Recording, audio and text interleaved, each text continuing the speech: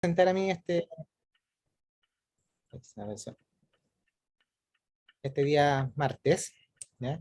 Y hoy día quise traer un tema como general. A veces a mí me cuesta tratar de buscar algún tema que pueda encantar a los residentes, a los biólogos, a los corneólogos, a toda la gama de la oftalmología.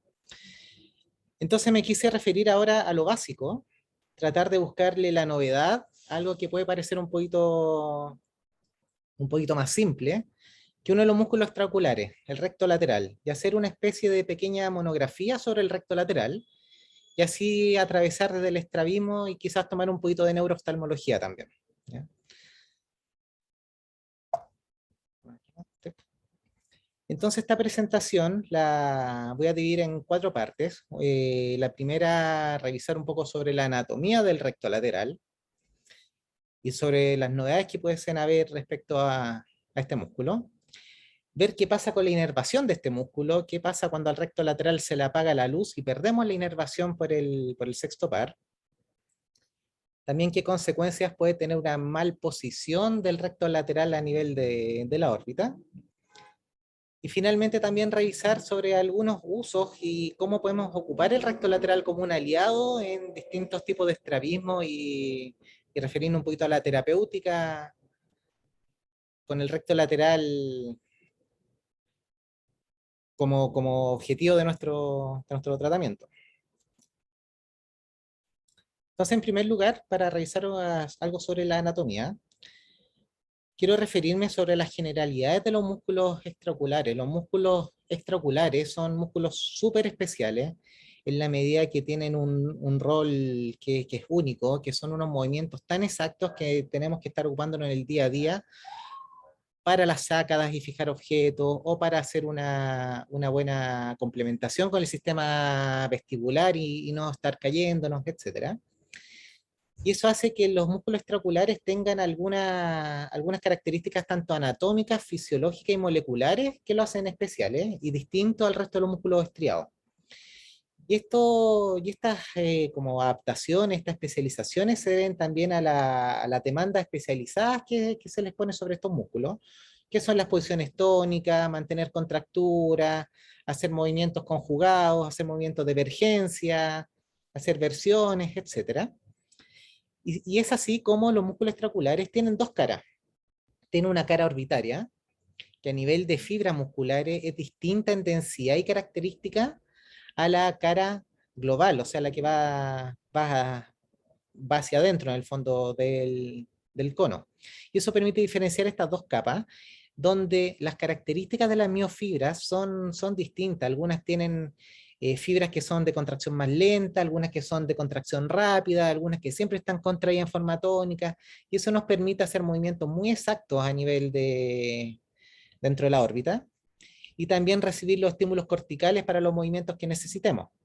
Y esta densidad vascular también se acompaña por una inervación que lleva a una relación distinta al resto de los músculos esqueléticos, en el que hay aproximadamente 23.000 fibras por músculo extraocular, lo que es muchísimo, y cada una de esas fibras recibe la inervación en grupos de aproximadamente 10, o sea, una fibra nerviosa inerva aproximadamente 10 fibras musculares versus 10.000 o 20.000, que es lo que sucede en el resto del músculo estriado en el cuerpo. Ahora, partiendo de lo más sencillo, sabemos de que los músculos extraoculares son 7. Hay 6 de ellos que se encargan del movimiento ocular. Ustedes ven cómo los músculos oblicuos son principalmente torsores, pero también tienen actividades que son de elevación y depresión, o sea, vertical. Y en tercera línea también tienen movimientos, tienen acciones de tipo horizontal. Los músculos verticales, como el recto, o rectos verticales, como el recto superior e inferior, tienen su principal tarea en los movimientos hacia arriba y hacia abajo, pero también presentan movimientos horizontales de aducción y también algunos torsionales. Por ejemplo, el recto inferior es extorsor, el recto superior es intorsor. Y eso nos lleva a los músculos horizontales, que podrían verse como los más fomes. Los más fomes son el recto medial y el recto lateral. El recto lateral es un músculo que se le ha atribuido la simple tarea solamente de la abducción, o sea, de tirar el ojo hacia afuera, y no pareciera ser muy interesante. Pero sin embargo, ustedes ven que con solamente 6 músculos, conseguir esta riqueza de movimientos, conseguir esta exactitud en los movimientos, demanda una sobreespecialización, es mucha tarea para llevarlo solamente en 6 músculos, y uno de ellos siendo tan simple como solamente la abducción. Recordar que los músculos extraoculares nacen en su origen más proximal, por lo menos los rectos, de un anillo fibroso común, ¿no? Tiene una sección tendínea que es muy cortita, que está fusionada y que envuelve la emergencia de los músculos de los nervios craneales que le van a la inervación, y también al nervio óptico. Y luego de esa fusión tendínea, que es el ánulus de Sim, se expanden hacia la órbita para adherirse al globo ocular. El sexto par, que es el nervio abducens, es el encargado de darle la inervación al recto lateral. ¿Ya? Y lo interesante del recto lateral en su origen es que esta fusión tendínea que ustedes ven en el recto lateral podría tener inicialmente 2 cabezas, o sea, la inserción original a nivel tendíneo del recto lateral pareciera ser doble, que luego se fusiona en un tendón común y luego viene el resto del músculo. Y eso se acompaña de este nervio abducens que entra a la órbita en una rama grande y tiende a dividirse al ingresar en el recto lateral a nivel medio. Y esto también encuentra su símil a nivel de otros mamíferos. Por ejemplo, en los gatos pasa esto de que en el desarrollo embriológico del recto lateral se desarrolla también un músculo accesorio, que es el retractor del bulbo ocular. ¿Ya? Entonces, en otros mamíferos se da esto de que el recto lateral quizás no tiene un origen embriológico como de una masa única, sino que sería la fusión de 2 músculos en uno, o que tendrían un origen dual. Siendo así, las novedades vienen en estudiar cómo es el músculo recto lateral originalmente en los humanos. Este es un grupo de científicos que son coreanos, que tomaron cadáveres y le aplicaron la técnica de Sealer.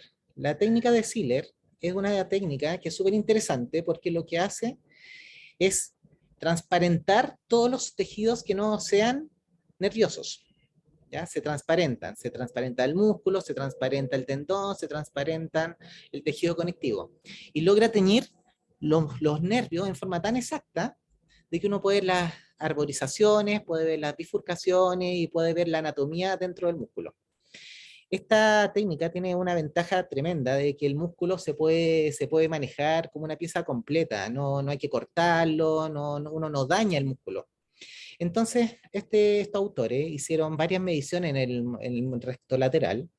La primera fue revisar dónde entra el nervio, el sexto par, al músculo recto lateral, y en casi todos los casos se dieron cuenta de que en el primer tercio de la emergencia del músculo recién entra el nervio. O sea, es un ingreso bastante posterior al recto lateral, y que se produce una zona intermedia, que esta es la que ustedes ven con un número 4, en que se produce una arborización y una bifurcación de la rama del recto lateral. Por lo tanto, la mayor riqueza inervacional del músculo no está a lo largo de todo el músculo, sino que está concentrada en la parte central. Estas son las tensiones de Sealer. Como ustedes ven, después del tratamiento, se produce esto de que se transparenta la muestra, se logran teñir bien el nervio, el sexto par, y fíjense cómo entra el sexto par y se divide en este caso en 3 troncos principales. Y esos 3 troncos principales dan origen a estos nervios pequeñitos, que son los que en algunas zonas muy escasas y muy tenues se pueden traslapar, pero principalmente se podría extrapolar que estas 3 ramas le dan a 3 zonas distintas del músculo una inervación independiente.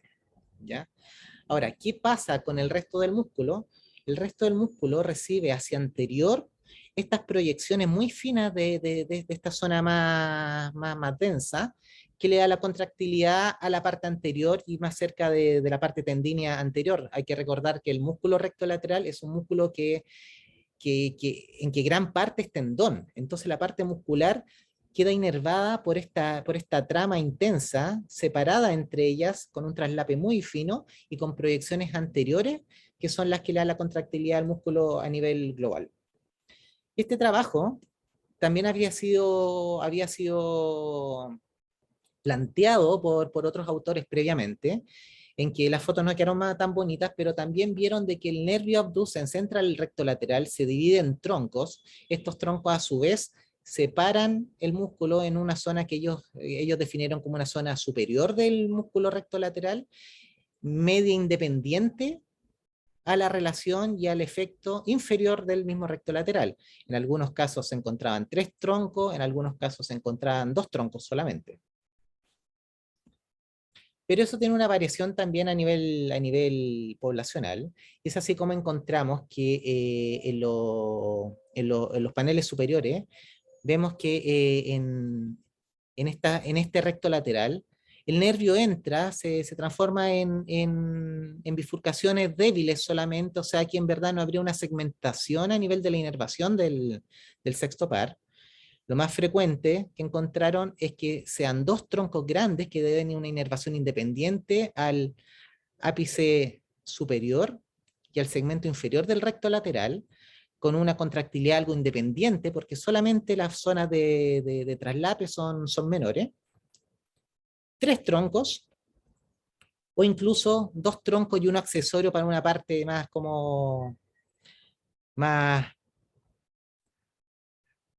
más dejada de lado en el fondo en el músculo. Y sobre eso encontraron estos nervios comunicantes y estos nervios de extensión hacia la parte anterior.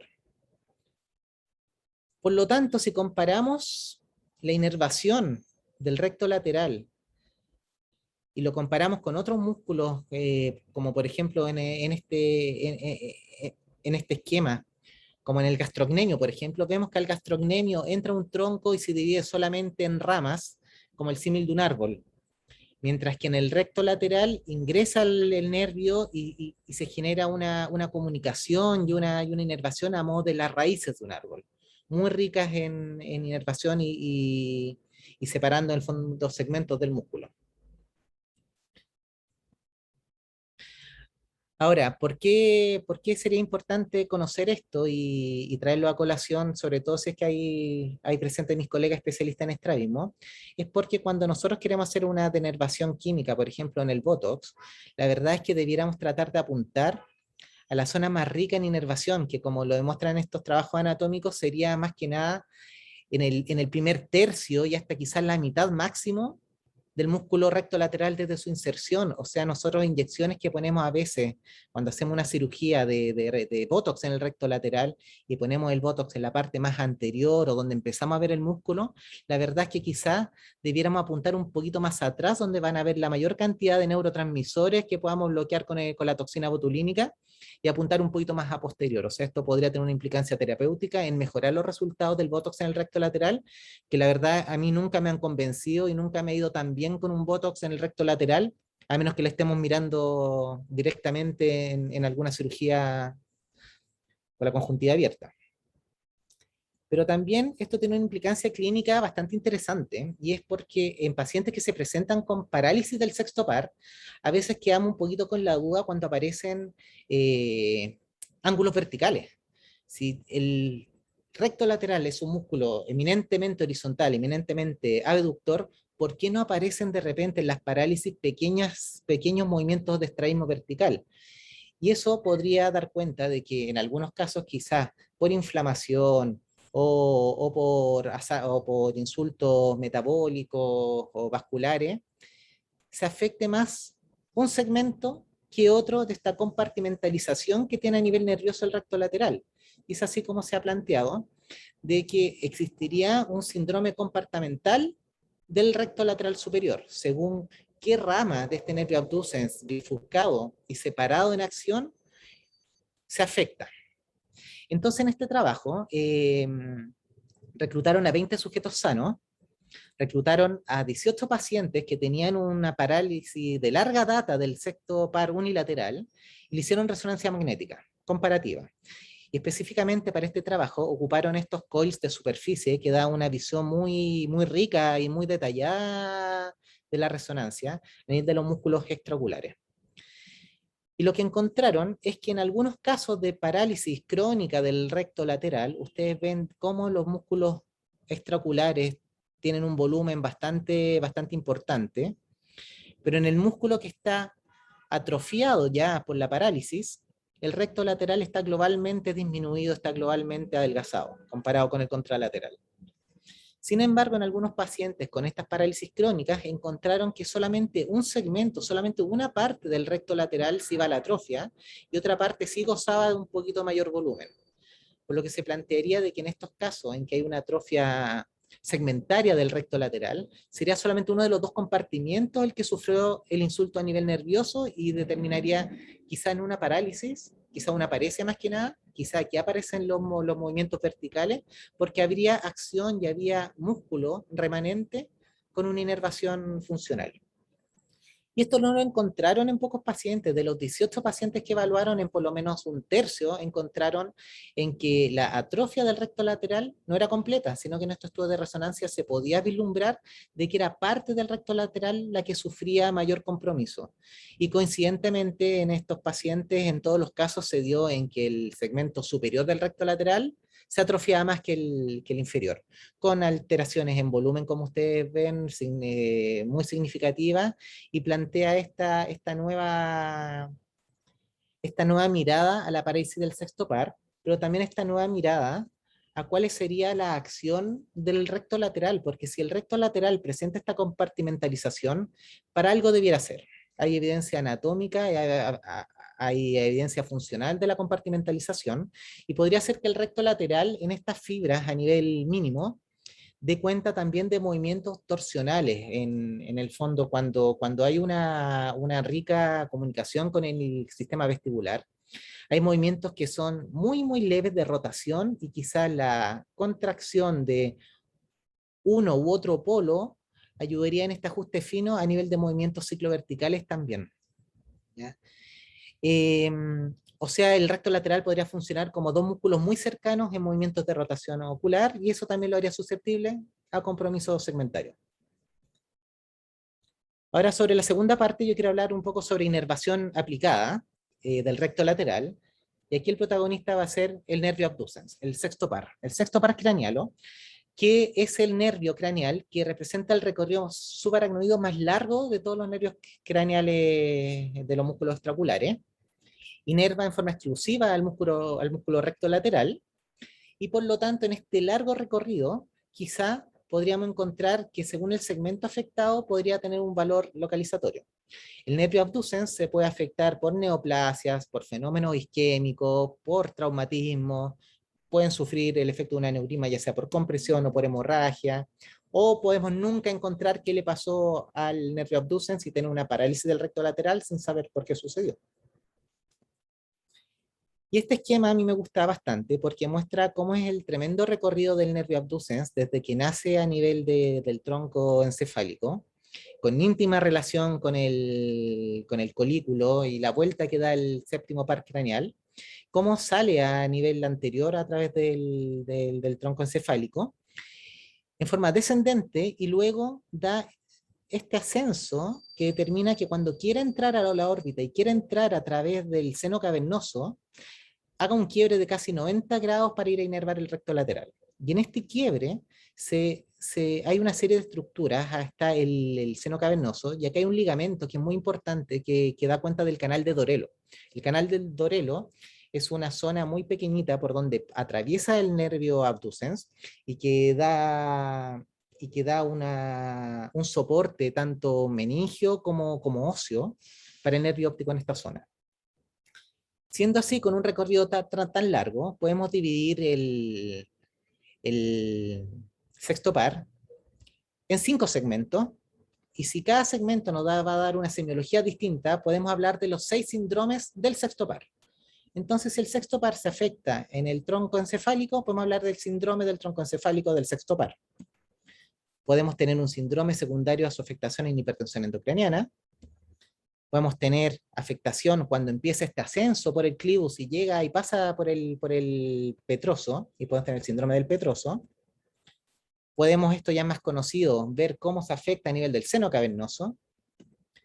Podemos hablar del síndrome orbitario del sexto par cuando la afectación es más anterior, cuando ya entró a la órbita, y cuando ya no encontramos la causa ni el segmento en que se afectó el sexto par, podemos hablar de un sexto par aislado. Entonces aquí tenemos los 6 síndromes del sexto par. En el síndrome del tronco encefálico tenemos la fosa posterior. La fosa posterior, ustedes ven que es un lugar en que hay muchas estructuras vitales incluso, hay una rica presencia de núcleos de muchos de los pares craneales, ¿ya? Y específicamente el sexto par craneal está muy en relación al octavo par, al nervio facial y también a los núcleos a los núcleos de las ramas trigeminales del quinto par. Por lo tanto, si se afecta el sexto par, el abducens, a nivel de su núcleo o su emergencia inicial en el tronco encefálico, estamos muy susceptibles de afectar algunos otros pares craneanos. En el tronco inferior, básicamente, sus relaciones más cercanas están con el nervio facial, pero también hacia anterior con el tracto largo corticoespinal. Por lo tanto, si tenemos un paciente en que presenta una endotropia y vemos que tiene un sexto par, pero además tiene algún compromiso motor de vía larga por afectación del tracto córtico espinal, vamos a tener un paciente que tiene un sexto par de un lado y una hemiparesia contralateral, ¿ya? Y eso se llama el síndrome de Raymond. Aquí el protagonista siempre va a ser el sexto par, el resto va a ser el acompañante, el arroz graneado. Entonces, si además del compromiso del sexto par, tenemos compromiso del nervio facial ipsilateral y tenemos alteración, una hemiparesia contralateral, ya no solamente tenemos una endotropia, sino que tenemos la hemiparesia contralateral, pero además se nos suma una parálisis facial. Eso es lo que se conoce como el síndrome de Millar-Gubler, ¿ya? Ahora, todas estas lesiones a nivel de fosa posterior muchas veces pueden ser compresivas, pueden ser isquémicas, pueden ser también inflamatorias. Esta es una forma también de afectación de personas jóvenes que sufren de esclerosis múltiple. Entonces, si el compromiso ya es más difuso, por ejemplo, una hemorragia de un aneurisma, o sea, una hemorragia subaracnoidea, por ejemplo, ya no solamente afectamos el sexto par, no solamente afectamos el séptimo, no solamente tenemos la afectación de la vía larga corticoespinal, sino que también podemos tener compromiso del fascículo longitudinal medial, que conocemos en la oftalmoplegia internuclear. Y es así como un sexto par que se combina con el compromiso de la mirada lateral, con hemiparesia, con paresia facial, o sea, con todo lo que es este síndrome ya pontino, es lo que llamamos el síndrome de Foville, ¿ya? Por lo tanto, el sexto par puede ser parte de un síndrome del puente, que es un compromiso a nivel de tronco encefálico y hay que buscar lo que conversamos, hemorragias, tumores, inflamaciones. Si vamos un poquito anterior y volvemos a este esquema, yo les comentaba de que el nervio abducens hace este ascenso a través del clivus, se da una vuelta casi en 90 grados para entrar por el canal de Dorelo hacia el seno cavernoso, y ahí es donde queda anclado el pobre. Y como queda anclado, es muy susceptible de cizallamiento y de estiramiento cuando por algún motivo hay un desplazamiento del sistema nervioso central. Y eso es lo que pasa a veces en el síndrome de hipertensión endocraniana. Las personas, los pacientes que tienen un síndrome de hipertensión endocraniana por múltiples causas, pueden debutar o pueden presentar en su evolución una parálisis del sexto par craneano. Y esto sucede por este anclaje que tiene el nervio a nivel de su entrada al seno cavernoso, y se da también en pacientes que presentan hipotensión endocraniana. Por ejemplo, se ha descrito en pacientes embarazadas que cuando le ponen la raquídea y queda filtrando, baja el tronco encéfalo y cizalla y estira el nervio abducens. Por lo tanto, en el síndrome de hipertensión endocraniana, el sexto par pierde valor localizatorio, porque la hipertensión endocraniana puede estar dado por una hemorragia en algún lado, por un tumor en otro, por un desplazamiento de muchas causas del tronco encefálico. Por lo tanto, aquí no hay valor localizatorio, pero sí sepan de que en el contexto de hipertensión endocraniana un sexto par se debe a esto, a su anclaje en su recorrido. Ahora, el síndrome del apex petroso es un síndrome que se introdujo en los años 1900, cuando la terapia antibiótica sistémica no estaba tan distribuida en todos lados, por Giuseppe Gradenigo, que le da el nombre al síndrome. Se veía en pacientes, sobre todo pediátricos, que presentaban un sextopar, o sea, una diplopia horizontal, en el contexto de una infección en el oído, ¿ya? En cuadros de otitis que presentaban visión doble, descarga purulenta, pero además un dolor sordo intenso en el territorio trigeminal. Y eso es cuando la otitis se complicaba y pasaba a ser una petrocitis del ápex del petroso, y eso irritaba por contigüidad tanto al nervio abducens como a la rama trigeminal que pasa por ahí. Entonces son pacientes que, como ven en la fotografía de esta niñita, presentan un estrabismo convergente por compromiso del recto lateral, pero también asimetría en la cara por compromiso del facial y dolor a nivel del oído, y esto tiene muy buen pronóstico si se trata con antibiótico sistémico, y por eso hoy en día ya no se ve tanto. Pero sí hay que sospecharlo en pacientes que presenten dolor facial, endotropia, algún tipo de dolor ótico en pacientes inmunosuprimidos, ya sea por diabetes o por VIH, por ejemplo. Vamos avanzando y aquí nos encontramos más anterior con el seno cavernoso, en que el nervio abducens va en íntima relación con la primera rama del trigémino, pero también con la carótida interna. ¿Qué puede pasarle al nervio en este sector? Por ejemplo, que desgraciadamente, y esto es algo de que los residentes pueden ver ojalá alguna vez en la beca, gracias al volumen que entrega el auto, 50%, 40% de las fístulas carótido-cavernosas se dan secundario a un trauma cefálico o a un trauma de tipo ocular, ¿ya? Y lo que se produce es que se produce una arterización del flujo del seno venoso cuando se compromete la pared de la carótida interna.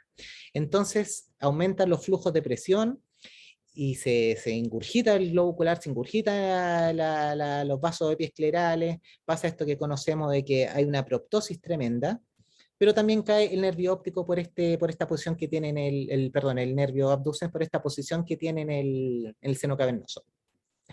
La diplopia que se da en el síndrome del seno cavernoso no solamente se explica por un compromiso del sexto par o de los otros nervios, sino que se produce una proptosis, un desplazamiento del globo ocular completo, y a veces el desplazamiento del globo ocular lo que puede dar más síntomas que propiamente el déficit de la abducción. Pero también el seno cavernoso se puede inflamar, y cuando se inflama el seno cavernoso se produce el fenómeno de Tolosa-Hunt, que es un fenómeno que es doloroso, es una oftalmoplegia que es dolorosa, en que cae el sexto par. Hay episodios que son recurrentes de dolor orbitario y que cae junto a los demás nervios que están en el seno cavernoso. Cae el tercero, puede caer el cuarto, cae el sexto, ya en forma aislada o todos juntos, y eso da esta oftalmoplegia dolorosa u oftalmoparesia dolorosa, en que el sexto par pasa a ser protagonista también. Es un cuadro que es inflamatorio y por lo tanto tiene bastante buena respuesta a tratamiento corticoidal o posteriormente inmunosupresor incluso. Entonces ustedes ven aquí cómo este paciente tenía en su mirada derecha un déficit de la aducción, un déficit de la abducción. Aquí está nuestro protagonista recto lateral sin funcionar, y era efectivamente por una inflamación a nivel de la porción anterior del seno cavernoso. Pero el seno cavernoso puede sufrir neoplasias, puede sufrir insultos vasculares, puede inflamarse, como les comentaba en el Tolosa-Hunt, tanto con infecciones como en forma granulomatosa, y por lo tanto la cantidad de puntos donde puede el seno cavernoso comprometerse es tan extensa que yo prefiero verlo esto como un síndrome del síndrome cavernoso y sospecharlo cuando vemos esta oftalmoplegia dolorosa o cuando caen múltiples nervios craneales en contexto de un estrabismo adquirido. Más anterior encontramos el síndrome del ápex orbitario, ¿ya? El síndrome del ápex orbitario es cuando ya estamos bien anterior, el sexto par pasa en conjunto con los otros nervios de la fisura orbitaria superior, y la afectación anterior puede ser secundaria a hemorragias, puede ser secundario a pseudotumores inflamatorios, cuando la miositis afecta a los nervios craneales, tumores, complicaciones de celulitis, etc.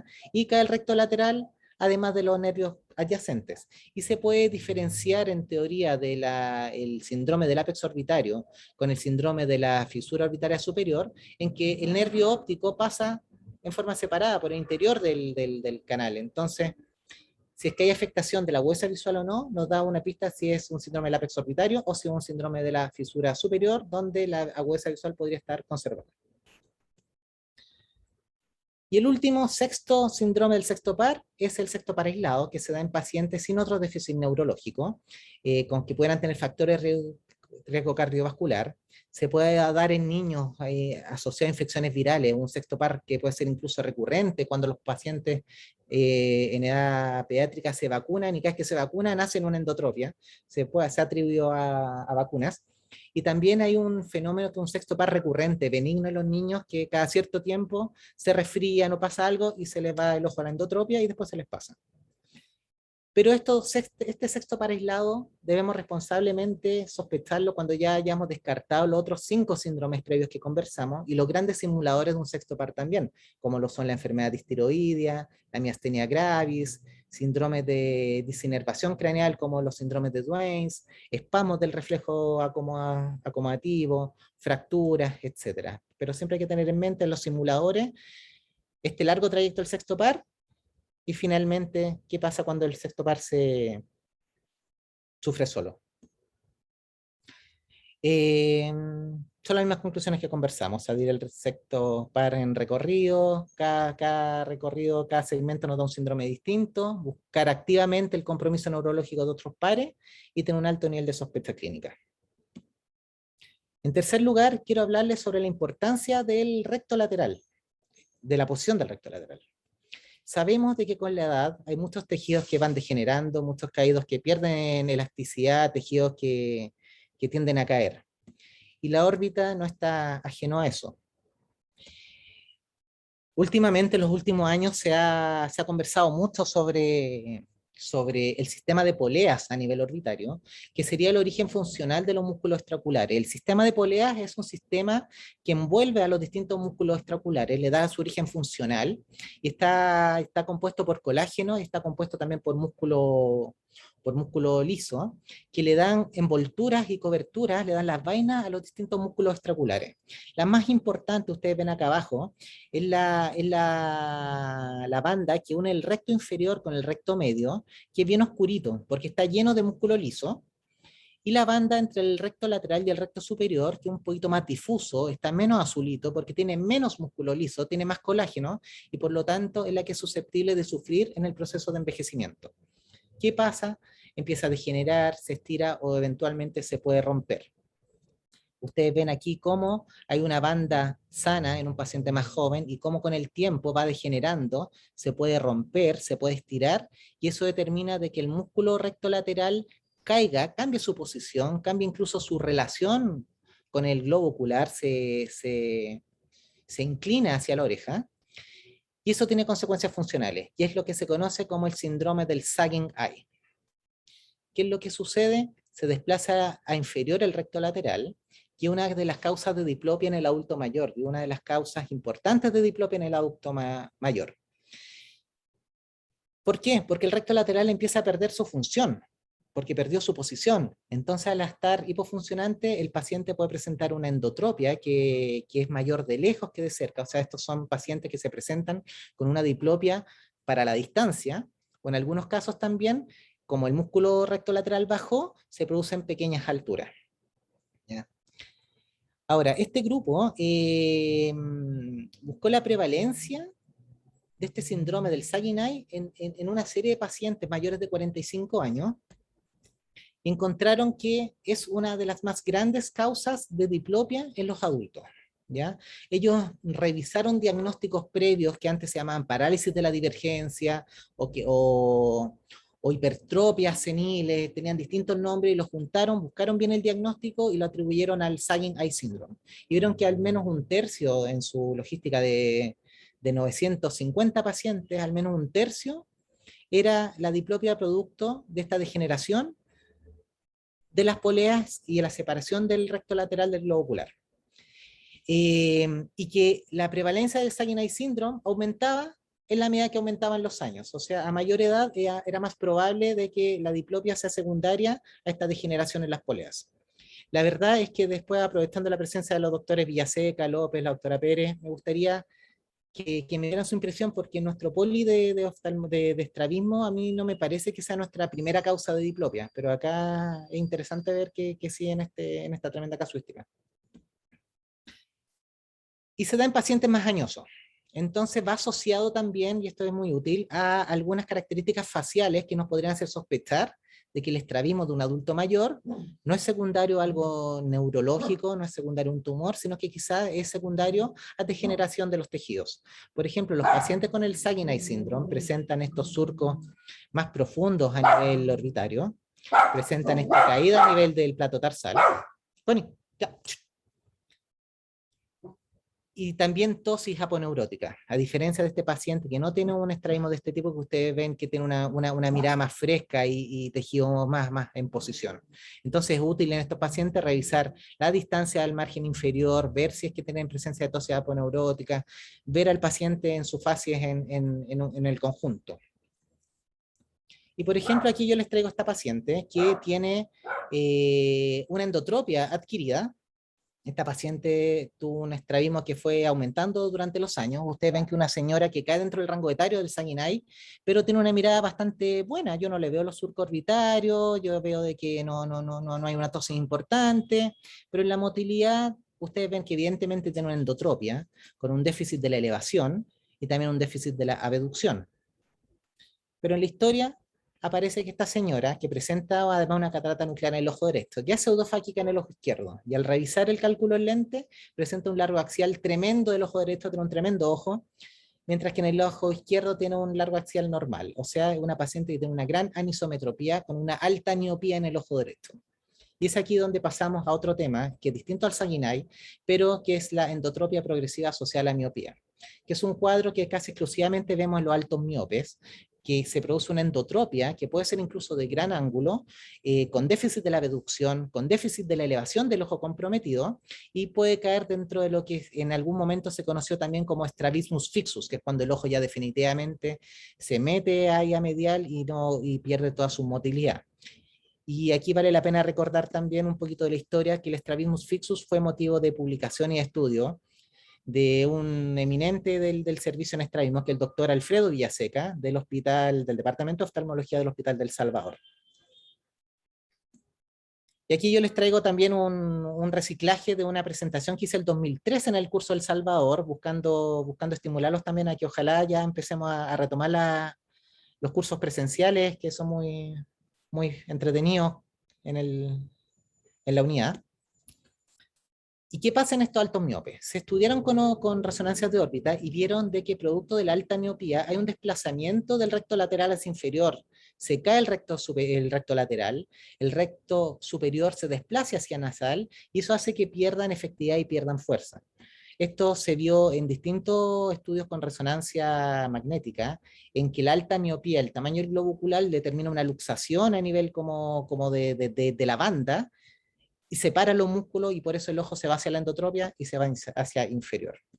Entonces, la fisiopatología del MAPE, hay una herniación del globo ocular por los estafilomas grandes en el ojo alto miope, eso desplaza el recto lateral inferior, el recto lateral pasa a ser de abductor a depresor del ojo,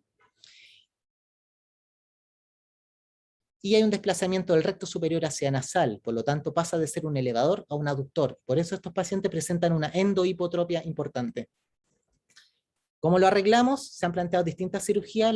Nuestra favorita con los colegas de la unidad es hacer esta cirugía de Yokoyama, que con una sutura no reabsorbible juntamos parte del músculo recto superior con parte del recto lateral, los anudamos en forma segura y con eso restituimos el trayecto del músculo recto lateral. Aquí, por ejemplo, en este video ustedes pueden ver un paciente con una endotropia, es la paciente de la fotografía, cómo el trayecto del recto lateral está muy anómalo, y miren cómo apunta hacia inferior prácticamente, tiene un trayecto que debiese ser horizontal en este vector, y está absolutamente hacia abajo.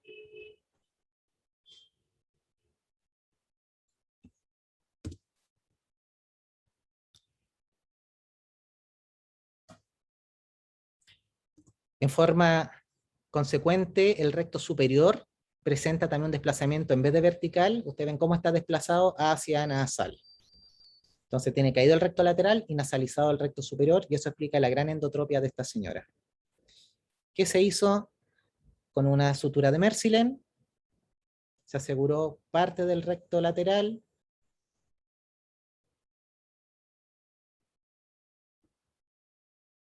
a buscar parte del superior y con una sutura uní los dos vientres musculares.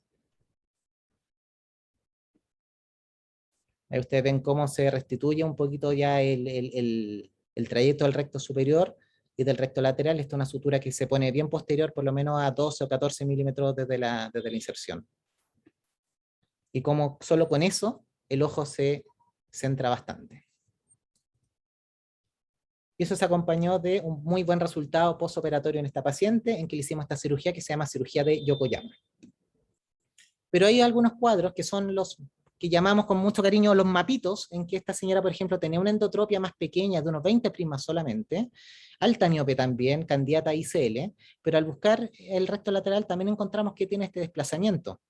Y quizá unirlo al recto superior era demasiado, quizás podíamos inducir desviaciones verticales. Por lo tanto, aquí hay muchas alternativas que se han planteado. Yo en esta paciente en particular hice esto, aunque diga doctor Donoso allá abajo, pero hice esto que fue pasar por la esclera, también con sutura no reabsorbible, y reposicionar el recto lateral. Entonces pasé por donde yo pensaba de que el recto lateral debería tener su trayecto normal, lo pesqué con sutura no reabsorbible y lo volví a poner donde debería haber estado. De nuevo, ustedes ven cómo se corrige el trayecto, cómo se corrige el descenso del recto lateral a nivel de la inserción, y eso me permitió corregir solamente con esta cirugía por lo menos 20 prismas de endotropia, que era lo que le molestaba a esta paciente con diplopia. Destacado del recto lateral, el Sagging Eye Syndrome y el MAPE comparten algunos elementos de desplazamiento de los músculos extraculares. Tiene que ver mucho el rol de las poleas y del tejido conectivo orbitario, y la reposición del recto lateral a veces eso es suficiente como para corregir estrabismos que derivan de estas degeneraciones o de estas alteraciones a nivel de los tejidos blandos que envuelven a los músculos extraculares. Y eso nos lleva también a revisión diagnóstica de pacientes que previamente catalogamos como ciertos tipos de estrabismo, y quizás catalogarlo y buscar su fisiopatología en alguna de estas nuevas formas de estrabismo. Y finalmente, muy cortito en honor al tiempo, ¿qué cosas podemos hacer con el recto lateral? El recto lateral nos sirve para hacer retrocesos, como otros músculos extraoculares, resecciones, doblarlos, hacer los plicaturas para tensarlos, transponerlos, como ustedes ven aquí en el esquema, en que podemos transponerlos hacia superior en pacientes que queremos mejorar la elevación. Podemos cortarle el tendón, podemos cortar el músculo, podemos inyectarle botox y denervarlo, o podemos incluso desinsertarlo y anclarlos a la órbita. Pero siempre hay algunos atrevidos y algunos innovadores. Por ejemplo, el recto lateral en algunos casos se ha usado para parálisis del tercer par. ¿Y cómo se hace eso? Se toma el recto lateral, que es el único músculo que está funcionando, se parte en dos y se pasa por abajo del recto superior y se pasa por debajo del recto inferior hasta llegar al recto medio, se pasa por debajo, se ancla, y así aprovecharíamos la contracción tanto pasiva como activa para enderezar el ojo en una exotropia por un tercer par crónico.